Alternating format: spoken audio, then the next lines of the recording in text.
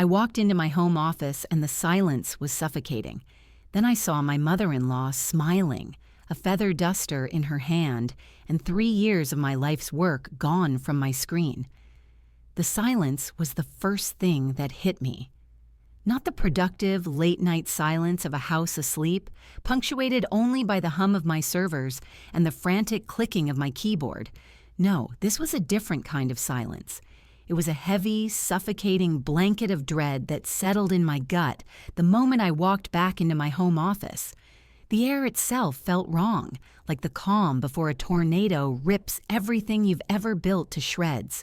And in the center of that storm stood my mother-in-law, Eleanor, holding a feather duster like a scepter and smiling that placid, infuriating smile of hers. Let me paint you a picture of Eleanor. She's the kind of woman who believes that her opinions are divinely inspired truths and that her son, my husband, Liam, is a precious gift to the world that I am barely worthy of polishing.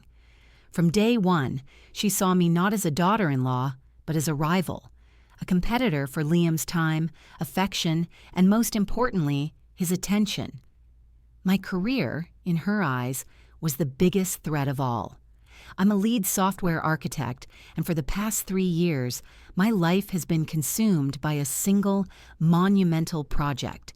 We'll call it Project Chimera. It was my baby, my masterpiece, the culmination of a decade of work in my field. It was a complex AI-driven logistics platform set to revolutionize the shipping industry. The initial development contract alone was worth $2.5 million, with tens of millions more in licensing and support deals hanging in the balance. It was my magnum opus. To Eleanor, however, it was just my little computer game. She'd wave a dismissive hand whenever Liam proudly mentioned a breakthrough I'd had. "Oh, that's nice, dear," she'd say, her voice dripping with condescension. "But are you remembering to take care of my son?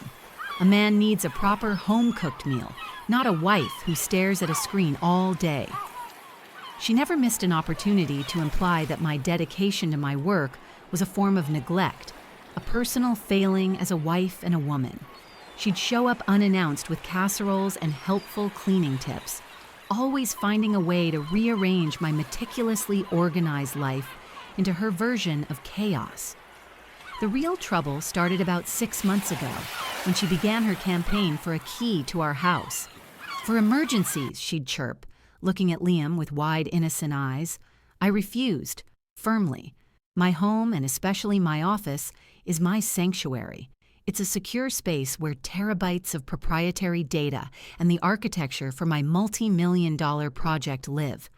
Liam, bless his heart, is the kindest man alive, but he suffers from a critical blind spot when it comes to his mother. He sees her as a bit quirky and overbearing, but ultimately harmless. He tried to mediate. "She just wants to feel included, honey," he'd plead. I held my ground. "Liam, the servers in my office are worth more than this house. No one gets a key." It became a point of contention. Every family dinner ended with a passive-aggressive comment from Eleanor about trust and being welcomed into the family. I thought I had won. I thought boundaries had been set. I was so wrong. The week of the incident was the final, brutal crunch time for Project Chimera. The initial launch was 7 days away. I was pulling 18-hour days, fueled by coffee and sheer adrenaline. The code was in its final delicate stage of integration. One wrong line, one corrupted file, and 3 years of work could unravel into a digital nightmare. I was stressed, exhausted, and barely functioning as a human being. Liam was an angel, handling everything: cooking, cleaning, fending off his mother's calls. On Thursday, the day it happened, I had been locked in my office for 36 hours straight, wrestling with a final, persistent bug. Around noon, Liam knocked gently on the door. "Honey, I have to run to the office for an emergency meeting. It should only be an hour. My mom is on her way over. She said she wants to help by tidying up the house so you don't have to worry about it." A cold spike of anxiety shot through me. "Liam, no. You know the rule. She is not to come in my office. Lock the door when you leave. Do you understand me?" He sighed but nodded. I know. I'll tell her. I'll make sure she understands. Famous last words. I was so deep in the code, I barely registered the sound of the front door opening and Eleanor's sing-song voice filling the house. I put on my noise-canceling headphones, cranked up my Focus playlist, and dived back in. An hour later, I finally vanquished the bug. A wave of triumphant relief washed over me. It was done. The code was perfect. All that was left was to run the final compilation sequence, a process that would take about 20 minutes, and then back up the final build to our off-site corporate servers. I stood up, stretched until my back cracked, and decided to grab a glass of water while the program compiled. I left my office, my temple, for less than 5 minutes. When I came back, the glass of water slipping from my suddenly numb fingers to shatter on the floor, the scene was one of pure horror. My monitor, which I had left displaying the beautiful cascading lines of the final compilation process, was now showing my desktop, a clean desktop. Too clean. The main project folder, the one labeled Chimera Master Build Do Not Touch, a folder containing 3 years of my life, hundreds of thousands of files, was gone, vanished. In its place, on the center of my screen, was a single mocking dialog box from the system's Deep Clean utility, a program I only use for shredding truly unnecessary junk files. The box read, "Are you sure you want to permanently delete the contents of this folder and all subfolders? This action cannot be undone." And standing in the doorway behind me, wiping a smudge off the doorframe with a cloth, was Eleanor. She smiled her sweet, poisonous smile and said, "Oh, the computer was making such a loud whirring noise, dear, and this little box popped up asking a question. I didn't want to bother you, so I just clicked yes to make it go away." For a long moment, the world seemed to tilt on its axis. The sound of the shattered glass on the hardwood floor was a distant echo, a punctuation mark on the end of my life as I knew it. My gaze was locked on the dialog box. The words, "permanently delete" and "cannot be undone," burning themselves onto my retinas. $2.5 million, 3 years of sleepless nights, 100,000 hours of collective work from my team, all reduced to a smug little pop-up and a triumphant click. I felt the blood drain from my face, a cold, sickening plunge that left me lightheaded. "Oh dear, did you drop something?" Eleanor asked, her voice a cloying syrup of fake concern. She took a step towards me, the feather duster still in her hand. "You look so pale. You really have been working too hard." Something inside me snapped. It wasn't loud or explosive. It was a quiet, terrifying shift, like a glacier calving into a frozen sea. The panic and horror receded, replaced by an ice-cold, crystalline rage. I slowly raised my eyes from the monitor to meet hers. The placid smile on her face didn't waver, but I saw it. I saw the glint of victory in her eyes, the deep, satisfying malice she thought she was hiding. She had won. She had finally torn down the thing that took her son's attention away from her. My voice, when it came out, was preternaturally calm.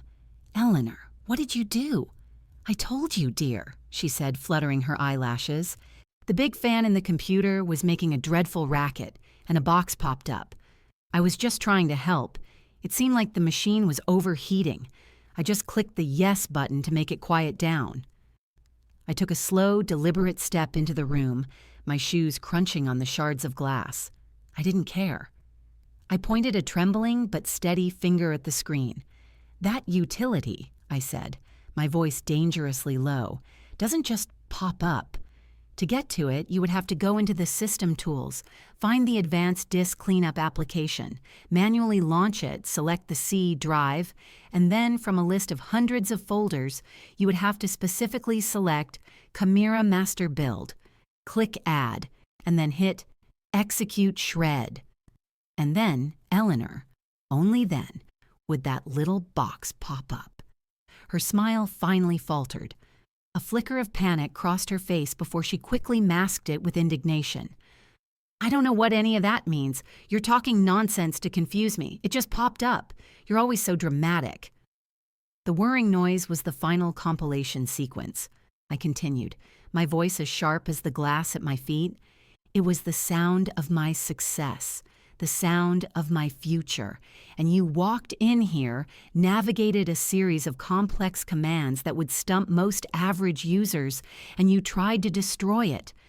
I did no such thing, she shrieked, dropping the feather duster and backing away.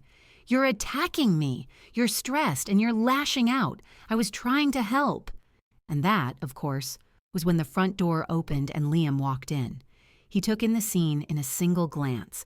The shattered glass, me standing rigid with fury, and his mother, her face now a perfect mask of tearful victimhood, cowering by the door. What in God's name is going on? He demanded. Liam! Eleanor sobbed, rushing to him and clutching his arm. Oh, thank goodness you're here. She's gone mad. She's accusing me of breaking her computer. I was just dusting, and I tried to help, and now she's yelling these horrible, crazy things at me. Liam looked at me, his face a mixture of confusion and concern. Honey? What is she talking about? What happened? I just pointed at the screen, at the empty space where my life's work used to be. She deleted it, Liam. She deleted Project Chimera, all of it, permanently. He walked over to the desk, his brow furrowed. He read the dialogue box, then looked at the empty desktop. He ran a hand through his hair. Okay, he said slowly. Okay, so there was an accident. It's bad. It's really bad. But we can get it back, right? There are backups? The final build wasn't backed up yet, I said, my voice cracking for the first time. I was compiling it to back it up when she came in here. Oh, sweetheart, I'm so sorry, he said, turning to hug me. But I stepped back. I couldn't bear his touch right then. All I could see was his blind spot, his fatal flaw clinging to his arm and sobbing crocodile tears. It wasn't an accident, Liam, I said, my cold calm returning. She did it on purpose. Don't be ridiculous, he snapped, his patience wearing thin. My mother can barely send an email. How would she even know how to do something like this? She said a box popped up. She's lying, I stated flatly. Oh, Liam, she's scaring me, Eleanor whimpered. She's always been jealous of our relationship. And that was the line. That was the phrase that sealed her fate. Liam looked from his weeping mother to my stony face, and he made his choice. That's enough, he said, his voice firm and directed at me. Look, you're stressed and you're exhausted, and I know this is a massive blow, but you will not speak to my mother that way. Whatever happened, it was an accident. Now, I think you owe her an apology for these wild accusations. An apology. He wanted me to apologize. The room went silent again, but this time it wasn't a silence of dread. It was the silence of a chessboard after a queen has been sacrificed. Eleanor looked at me over Liam's shoulder, her eyes gleaming with absolute, unadulterated triumph. She had won. She hadn't just destroyed my work, she had turned my own husband against me. I met her gaze. Then I did something she didn't expect. I smiled. It wasn't a happy smile. It was all teeth and ice. An apology? I asked softly, my voice dripping with a sweetness that was far more terrifying than my anger. You're right. You're absolutely right. I walked over to my desk, my every movement calm and measured. I reached behind my main monitor, my fingers finding the small, hidden device I'd placed there 6 months ago, the day she first demanded a key. I pulled out a tiny micro SD card and held it up between my thumb and forefinger. You know, Eleanor, I said, my smile widening as the color drained from her face.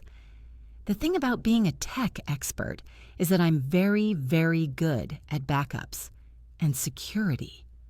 I turned my gaze to Liam, whose face was now a canvas of utter confusion. Apologize to your mother? I'll do better. I'll let her explain this to the police herself. Liam stared at the micro SD card pinched between my fingers as if it were a live grenade. Police? What are you talking about? Have you completely lost your mind? Oh, I've never been more sane in my life, I replied, my voice steady. I walked over to my desk drawer and pulled out a small USB adapter. Eleanor watched my every move, her face a ghastly shade of white. The crocodile tears had vanished, replaced by a wide-eyed, frozen panic.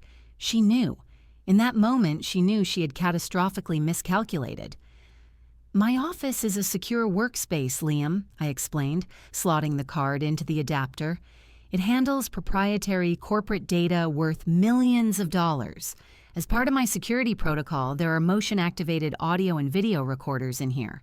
They're tiny, unobtrusive, and they upload to a secure off-site cloud server in real time." I plugged the adapter into my laptop, which sat untouched on the corner of my desk. "I installed them 6 months ago, right after your mother's campaign for a house key began. I guess you could call it a just-in-case measure, just in case my explicit boundaries were ignored, just in case someone decided to, say, help me in here." Eleanor made a choked, gasping sound like a fish pulled from water. You were spying on me? In my own son's home?" "No," I corrected, clicking a few times to bring up the secure login portal. "I was securing my federal-grade workspace, which happens to be in my home. There's a difference. And you weren't supposed to be in here anyway, were you?" Liam looked back and forth between us, his confusion warring with a dawning horror. "Let me get this straight. You've been recording my mother?" "I've been recording this room," I clarified, typing in my long, complex password. She just happened to be the one who trespassed. The login was successful, and a file directory populated the screen, time-stamped and organized by date. I selected the folder for today. A series of short video files appeared. "Don't you dare!" Eleanor shrieked, lunging for the laptop. But I was faster. I swiveled in my chair, putting my body between her and the desk. "Stay back, Eleanor," I warned, my voice dropping an octave. "Don't make this worse for yourself." "Liam, stop her!" she wailed, turning to her son, her last and only line of defense. "She's trying to frame me. She's using her computer magic to create fake videos." Liam looked at me, his eyes pleading. "Honey, just stop. Let's all calm down. Whatever is on there, let's just talk about this, as a family." "We're past that," I said, my eyes never leaving the screen as I selected the most recent file. Family doesn't try to ruin each other's lives out of petty jealousy. Family respects boundaries. Family doesn't lie and manipulate. I double-clicked the file. The video player opened. The image was crystal clear, a wide-angle shot from the top of my monitor, capturing most of the room. It started with me leaving the office to get water. A few seconds later, the door creaked open and Eleanor peered in. Her movements were not those of someone tidying up. They were sly, furtive. She tiptoed over to my desk, her eyes scanning the screens. She saw the compilation sequence running, the lines of code flying by. Her expression soured, a look of pure, unadulterated venom twisting her features. It was a look I'd never seen on her before, but one I'd always suspected was hiding beneath the surface. The audio was just as clear. We heard her muttering to herself, "Little computer game, thinks she's so smart, keeping my son from me, staring at this stupid screen all day. We'll see about that." Liam made a strangled noise beside me. Eleanor was silent, rigid, her face ashen. The video continued. We watched as she sat in my chair and took control of my mouse. Her fingers, which she always claimed were clumsy with technology, moved with surprising speed and precision. She navigated directly to the system tools. She opened the disk utility. She scrolled unerringly down the list of folders until she found Chimera Master Build. She selected it. She clicked Execute Shred. The dialog box popped up on the screen, the same one that was still displayed on my main monitor. We watched as her lips curled into a triumphant, ugly smirk. She hovered the mouse over the Yes button for a dramatic pause, savoring the moment. And then she clicked. The whirring fans in my server rack, the ones running the compilation, spun down into silence. The video captured it all. She then stood up, smoothed her blouse, and picked up the feather duster from the corner, arranging her face into a mask of benign innocence just moments before I walked back in. I clicked pause. The video froze on her face, twisted in that malicious grin. The silence in the room was absolute, broken only by Eleanor's ragged breathing. Liam slowly sank into the visitor's chair next to my desk, his face pale with shock and disbelief. He looked at his mother, truly looked at her, perhaps for the first time in his life. He saw not the quirky, overbearing, but loving woman he thought he knew, but the vindictive saboteur on the screen. "Mom?" he whispered, his voice cracking. "Why?" Eleanor didn't answer. She just stared at the frozen image of her crime, her eyes wide with the terror of being caught. I turned back to my laptop. "Destruction of property is a civil matter," I said conversationally as I opened a new browser tab. But this project folder contains sensitive, proprietary source code protected under multiple federal and corporate NDAs and copyright laws. Deliberately destroying it is a Class C felony under the Computer Fraud and Abuse Act. We're talking up to 10 years in prison and hundreds of thousands of dollars in fines and restitution. I typed, "Local Police Department Non-Emergency Line," into the search bar. "Wait," Liam said, his voice stronger now. He stood up and took a step towards me. "Don't. Please, she's my mother. She is a criminal who just tried to destroy my career and my future," I replied, not looking at him. "And she used you, your love for her, and your trust in her to do it." "I know," he said, his voice thick with emotion. "I know, and I'm so sorry. I should have listened to you. God, I am so sorry. But please, don't call them. Let us handle this. Let me handle this." I paused, my finger hovering over the mouse. I looked at my husband, at the genuine anguish on his face. He was finally seeing his mother for who she was, and it was breaking his heart. Then I looked at Eleanor, who was now weeping for real, silent tears of sheer terror streaming down her face. A part of me, the part that still loved my husband, felt a flicker of pity, but the other part, the part she had tried to obliterate, felt nothing but cold resolve. This wasn't just about a deleted file. This was about years of disrespect, of sabotage, of being made to feel small. This was about justice. I looked back at Liam. Handle it how, Liam? How do you handle someone who just set fire to a $2.5 million masterpiece out of pure spite? What consequence could you possibly give her that would ever come close to making this right? He had no answer. He just looked at his mother, then back at me, utterly lost. I took a deep breath. "You're right. Maybe calling the police is premature." Liam's shoulders slumped in relief. Eleanor let out a shaky sob. "First," I said, turning back to my main computer, "I have to make a different call." I minimized the police department website and pulled up my work email. I composed a new message, addressing it to the CEO of my company, the head of our legal department, and the project manager for Chimera. The subject line was simple: Project Chimera, urgent security breach and sabotage. Then I attached the video file. Before I clicked send, I turned to Liam and Eleanor one last time. "But don't worry," I said, a grim smile touching my lips. I was already ready for her move.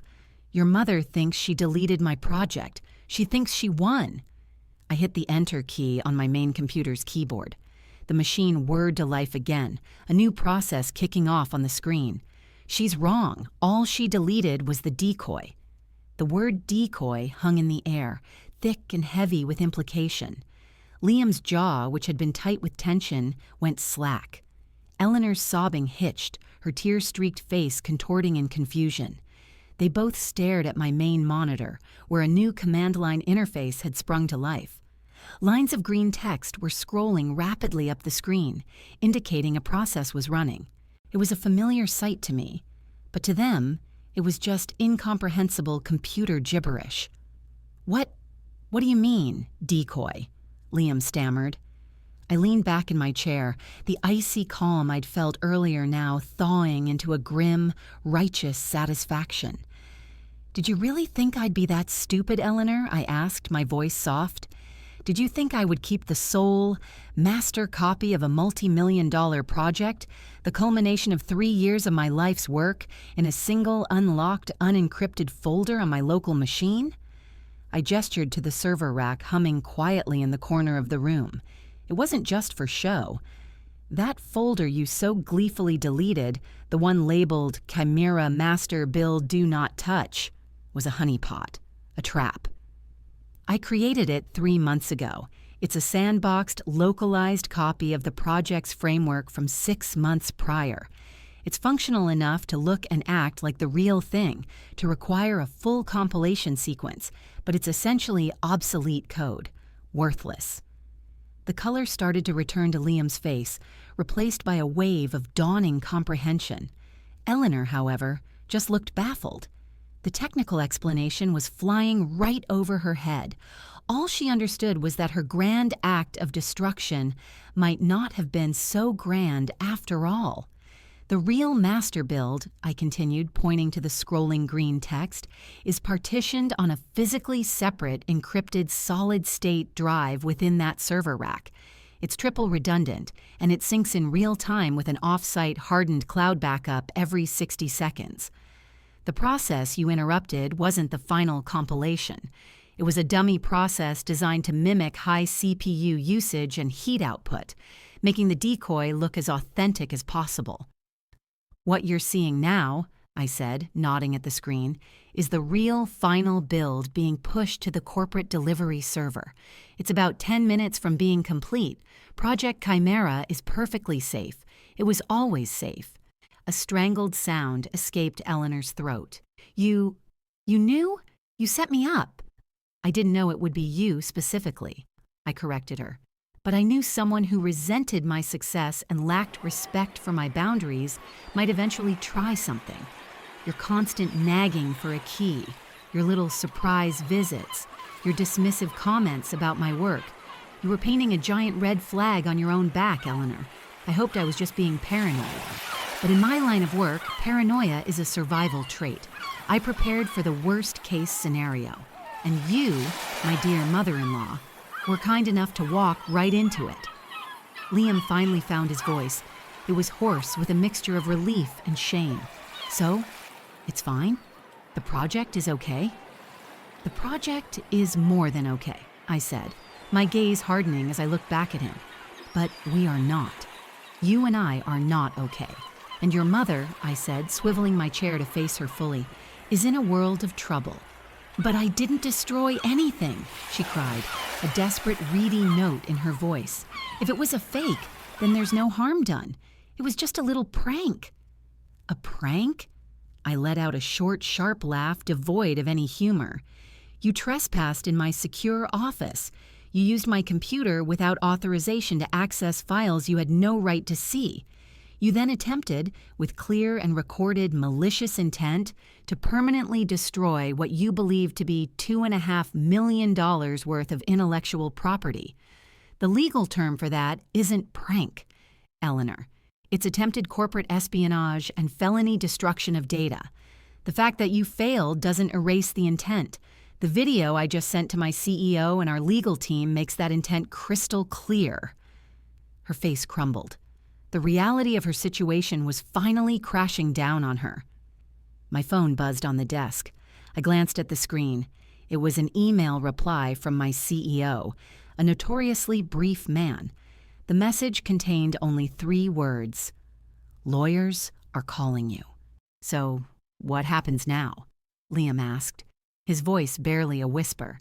He looked at his mother, who seemed to have aged 10 years in the last 10 minutes, and then at me, the wife he had failed to trust, the wife who had outsmarted them both.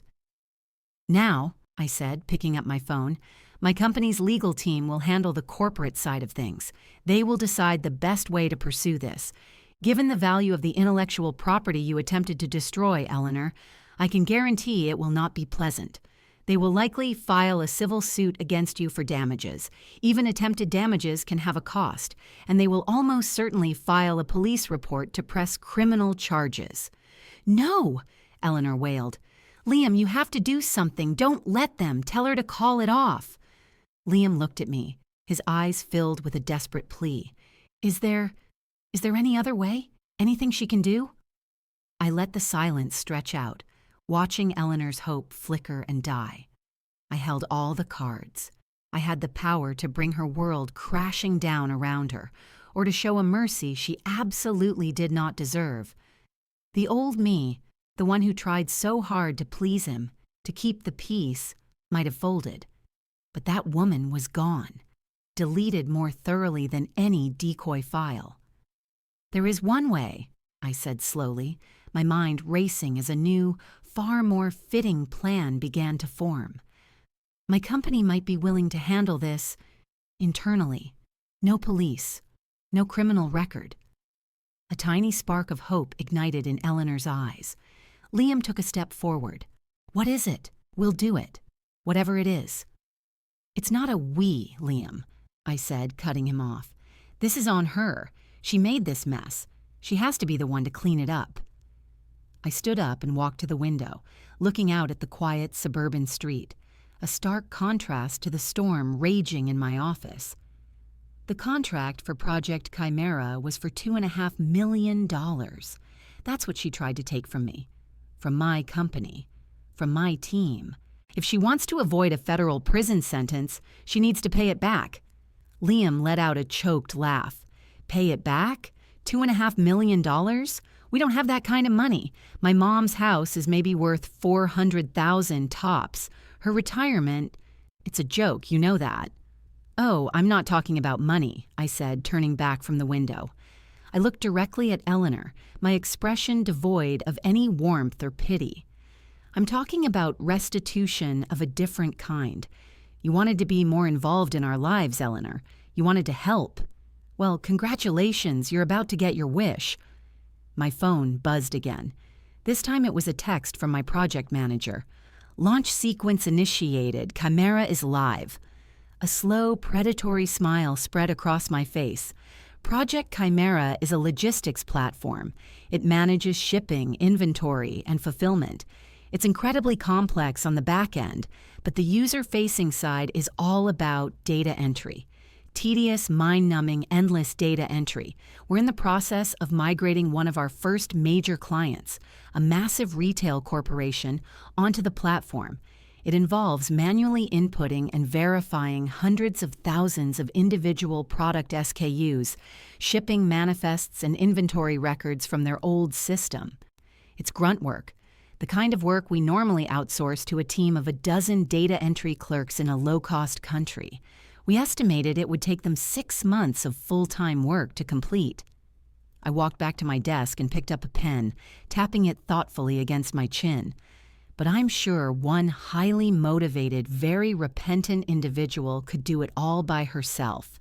It might take her a little longer, say a year, maybe 2, 8 hours a day, 5 days a week, sitting right here in this office under my direct supervision.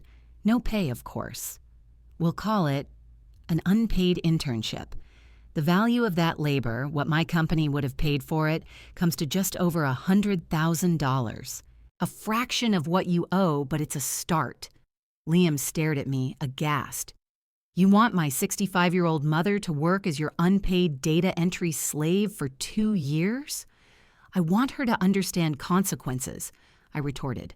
"I want her to experience, just for a little while, the kind of dedication and hard work that goes into building something, instead of just trying to tear it down. This is the deal. She does this, willingly, and I will speak to my company's lawyers. I will tell them we've reached a settlement. I will tell them that I believe her actions, while malicious, were a result of a personal issue, and that we have a plan for restitution in place. I can't promise they'll agree, but my word carries a lot of weight on this project. If she refuses," I said, my voice turning to steel, "then I hang up. They file the charges, and you can visit her in a low-security federal prison once a month." I leaned against my desk, crossing my arms. "So, Eleanor, what's it going to be? Do Do you want to learn how to type, or do you want to learn how to trade cigarettes for protection? I held her gaze, unwavering. The choice was hers. Her freedom, her future. It all boiled down to this single moment, this single decision. She looked at her son, her face pleading, but he was silent, his expression unreadable. He wasn't going to save her this time. He couldn't. The silence stretched, each second a lifetime. Finally, she took a shuddering breath, her eyes dropping from mine to the floor in a gesture of utter defeat. "Okay," she whispered, the word barely audible. "I'll do it." "Good," I said. I felt no triumph, only a cold, grim finality. This wasn't over. This was just the beginning. The next 2 years were going to be a living hell for her. And if I was being honest with myself, probably for me too. But it was a necessary hell. It was justice. Just then, my personal cell phone, not my work phone, began to ring. It was a number I didn't recognize, but the area code was local. I almost ignored it, but something made me answer. "Hello?" "Yes, is this Mrs. Miller?" A man's voice asked. He sounded professional, serious. "This is she." "Ma'am, this is Detective Harding with the City Police Department. We just received a call from a Mr. Thompson, the CEO of your company. He's forwarding us a video file and an incident report regarding a security breach at your residence. He's asking us to press charges on his company's behalf. We have a patrol car 2 minutes from your location." The detective's words hit the superheated atmosphere of the room, like a bucket of ice water. "A patrol car is 2 minutes from your location." My carefully constructed plan, my offer of a private, contained form of justice, was about to be blown apart by the very corporate machine I had just alerted. My CEO, a man who valued efficiency and decisive action above all else, had bypassed negotiation and gone straight for the nuclear option. My blood ran cold. I had overestimated my control over the situation. Liam's head snapped up, his eyes wide with renewed panic. "Police, I thought you said quiet," I hissed, holding up a hand to silence him while keeping the phone pressed to my ear. "Detective, I believe there's been a misunderstanding. I am the victim in this incident. The situation is contained. We are working on a private resolution." "Ma'am," Detective Harding replied, his tone polite but unyielding, "your CEO was quite explicit. He cited multiple federal statutes and pegged the potential damages in the 7-figure range. For a crime of that magnitude, a private resolution isn't really on the table. Our officers are under instruction to take a statement, and if the evidence is as clear as Mr. Thompson claims, make an arrest. They're pulling up outside right now." I glanced out the window and saw it, the sleek, dark lines of a patrol car sliding to a stop at our curb. The placid suburban street was no longer placid. Red and blue lights began to strobe silently, painting the walls of my office in pulsing shades of alarm. This was real. This was happening. Eleanor let out a thin, terrified wail. The fight had gone out of her completely, replaced by the limp, boneless terror of someone whose fate is now entirely in the hands of others. She looked at the flashing lights, then at me, her eyes begging for a miracle I was no longer sure I could provide. This was the moment of truth. I had 2 choices. I could let the law take its course. Let Eleanor be arrested, charged, and likely convicted. It would be a clean break. She would be out of our lives, and my company would be satisfied that justice was served. Liam would be devastated, and our marriage might not survive the fallout, but the problem of Eleanor would be solved, permanently. Or I could fight. I could try to undo what I had set in motion. I could try to protect the woman who had just tried to ruin me, not for her sake, but for my husband's. For the slim, flickering hope that our life together wasn't as irrevocably broken as it felt in that moment. The doorbell rang, a sharp, authoritative chime that echoed through the silent house. I made my choice. "Detective," I said into the phone, my voice low and urgent. "I need 2 minutes. Do not let your officers come to the door. I am coming outside to meet them. Tell them to wait in their vehicle." I didn't wait for his reply. I hung up and turned to Liam. "This is what is going to happen," I said, my words sharp and precise, like code. "Your mother is going to her car and she is going to leave. Now, you are going to go into the living room and you are going to wait there. You will not say a word to anyone unless I tell you to. Am I clear?" Liam, to his credit, just nodded, his face a mask of grim resolve. He finally understood. This was no longer about family drama. This was a crisis, and I was the only one who could manage it. "Go," I commanded Eleanor. She scrambled to her feet, fumbling for her purse, and scurried out of the room without a backward glance. A moment later, I heard the side door open and close, and the sound of her car starting. I took a deep breath, walked out of my office, and went to the front door. I stepped outside, pulling the door closed behind me, and walked calmly down the path towards the patrol car. 2 officers, a man and a woman, were just getting out. "Ma'am?" the male officer asked, his hand resting near his sidearm. "We received a call about a possible felony computer crime at this residence." I held up my hands in a placating gesture.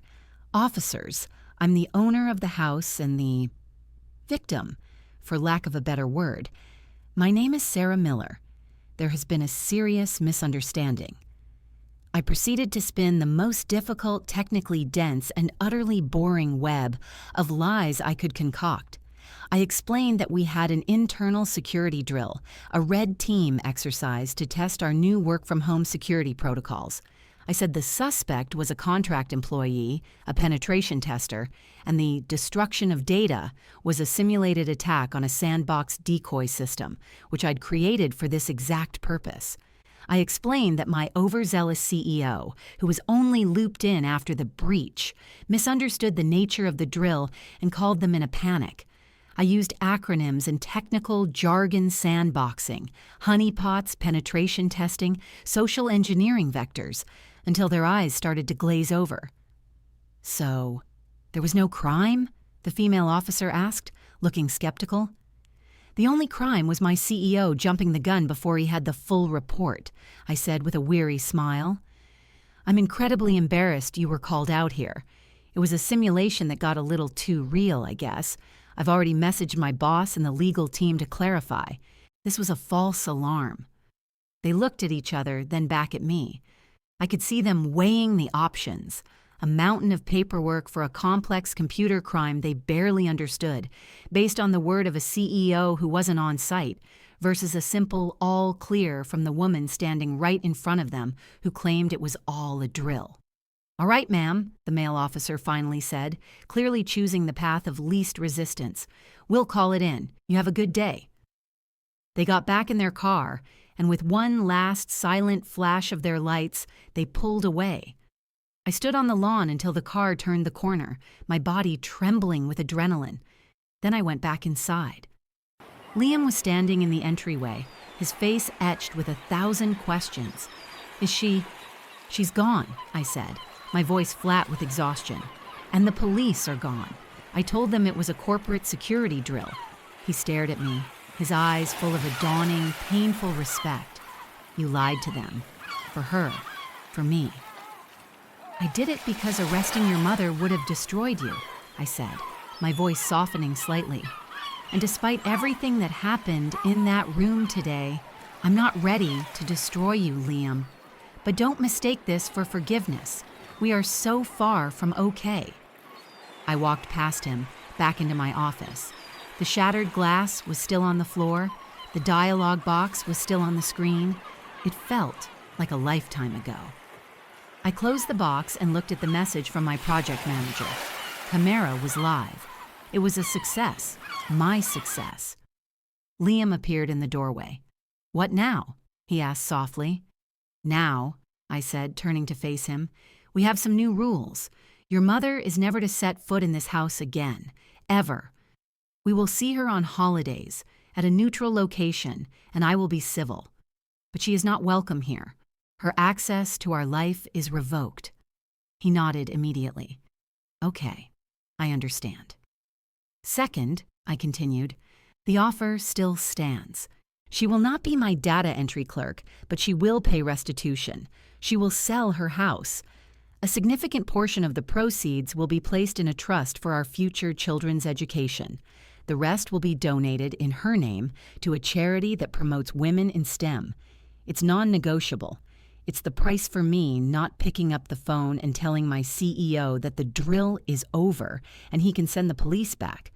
He swallowed hard but nodded again. I'll tell her. She'll do it. And third, Liam, we are going to therapy. You and me. Because I need to know, I need to be absolutely sure that you will never again choose her side over mine, that you will trust me and respect me, not just as your wife, but as your equal. If you can't do that, if that blind spot is still there, then this marriage is just as obsolete as that decoy file. He walked towards me, his eyes shining with unshed tears. He didn't try to hug me or touch me. He just stood a few feet away, raw and humbled. I was wrong, Sarah. I was so wrong. I was blind, and I'm so sorry. I see her now. I see you. Whatever it takes, I'll do it. I choose you. I will always choose you from now on. It wasn't a magic fix. The trust was shattered, like the glass on the floor, and it would take a long time to sweep up the pieces and glue them back together. But as I looked at my husband, finally seeing the truth, I felt the first tiny flicker of hope. This wasn't the triumphant ending I might have fantasized about with Eleanor in handcuffs. It was something more complex, more difficult, and ultimately more real. It was the beginning of a long, hard rebuild. But for the first time, I knew I wouldn't be the only one doing the work.